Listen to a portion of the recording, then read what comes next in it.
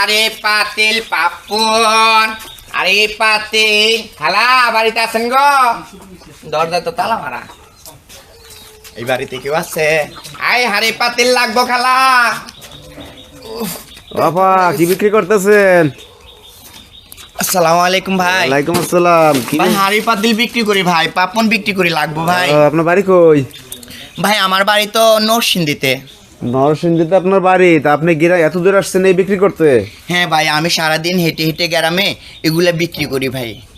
তাই রে কপাল, আপনাদের এই যে যারা আছে আর আপনাদের সম্প্রদায়ের এরা তো বাসে বিভিন্ন দোকানে হাতে তালি দিলেই টাকা বের হয়ে যায়, শত শত টাকা বের হয়ে যায়, তাহলে এগুলা করেন কেন? কষ্ট না না করতেছেন না কেন? না ভাইয়া, আমার আসলে এগুলো পছন্দ না ভাইয়া।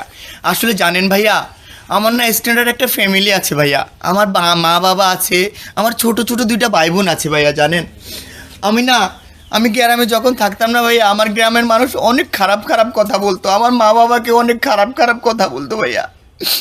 জানেন ভাইয়া, আমার মা বাবা আমাকে এগুলো সহ্য করতে না পেরে আমাকে বাড়ি থেকে বের করে দিয়েছে হায় ভাইয়া। হায় রে, আপনি বাড়ি যেতে পারেন না এখন আর? না ভাইয়া, আমি এলাকার মানুষের জন্য বাড়িতে খুব যেতে কষ্টের পারি রে। না। আমার ছোট ভাই বোনগুলোকে খুব দেখতে ইচ্ছা করে ভাইয়া, আমি যেতে পারি না। আমি যতটুকু পারি টাকা পয়সা পাঠিয়ে দিই ওদের জন্য। আরে এটা তো কি বলেন, খুব হৃদয় বিদারক কথা। তো যাই হোক, আপনি বাড়ি যেতে পারেন না, এগুলা বিক্রি করে থাকেন এখন বাসা ভাড়া নিয়ে। হ্যাঁ আচ্ছা এখন শোনেন, আপনাদের গুরুমা নাই? ওই যে গুরুমা থাকে যে। হ্যাঁ, আমাদের গুরুমা আছে ভাইয়া। জানেন, গুরুমার কাছে গিয়েছিলাম একবার, যখন একবারে অসহায় হয়ে রাস্তায় ছিলাম, একজনে নিয়ে গিয়েছিল গুরুমার সাথে। 2 দিন কাজ করেছিলাম ভাইয়া, রাস্তায় নামিয়ে দিয়েছে রিক্সা মানুষের কাছ থেকে টাকা উঠাইতে, বাসে টাকা উঠাইতে। আবার দেখা গেছে ছোট ছোট ছেলে মেয়ে হয় না, হ্যাঁ। ওই ছেলে মেয়ে হলে ওইখানে যেতে বলে ওরা, যে গিয়ে ওরা না টাকা আনতে বলে ওইখান থেকে। আবার সুন্নতে খতনা হয় যখন, হ্যাঁ। তখন আবার ওইখানে পাঠায় আমাদেরকে, বুঝছেন?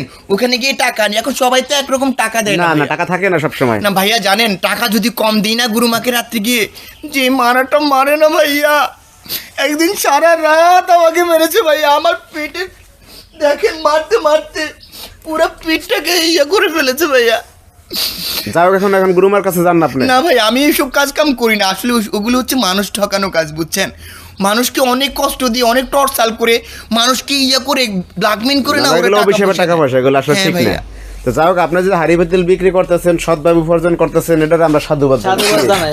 হ্যাঁ, কারণ এই যে আপনি যে এগুলো বিক্রি করতেছেন, আপনার দেখা দেখি আরো 10 জন হিজড়া ধরেন এই পথে নামবে, এই ব্যবসা করে খাবে তারা, বুঝেন নাই? আমিও চাই ভাইয়া হিজলারা এরকম হিজলা বৃত্তি না করে আমার মতো ব্যবসা করে খাক। সমস্যা কি ভাইয়া তাহলে বলেন? ওই যে আপনারা যে হাততালি দিয়ে দোকানে তা টাকা আনেন, ওই সুন্নাতে খাতনায় টাকা আনেন, বিয়ে বাড়িতে টাকা আনেন, যাই বলেন যে 5000 দেওয়া লাগবে, আর কিনা 2000ও নাই।